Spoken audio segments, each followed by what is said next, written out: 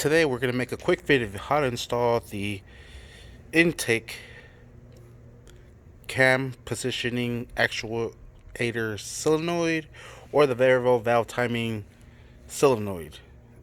I don't know, it has two different names on it, but this is the one from AutoZone. There's the part number, variable valve timing solenoid. But if you look it up online, it's an intake and there's the exhaust over there. Anyways, let's go ahead and install this bad boy. Take it out of the bag. And like I said, there's the exhaust. Here's the intake. This is going to go right inside the intake side, and we're going to go ahead and work that in. Alright, and we're going to be using a 10mm socket to go ahead and tighten that up.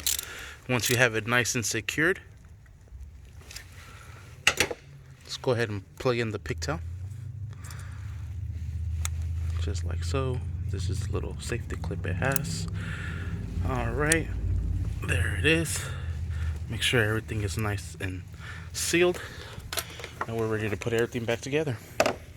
Alright, we're going to grab our engine lid and let's go ahead and place it into its place.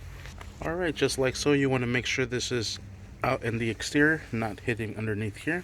Now we're going to grab our intake and secure it back into its place. There's little pins there that secured into the engine. Okay, everything should fall into place.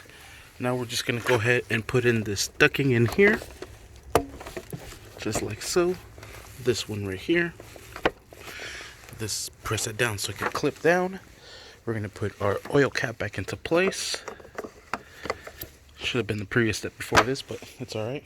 Now we're going to go ahead and secure this in this one here using a 5/16 socket. Alright, and after you complete everything, you're done. Ready to go ahead and close up the hood and give it a try.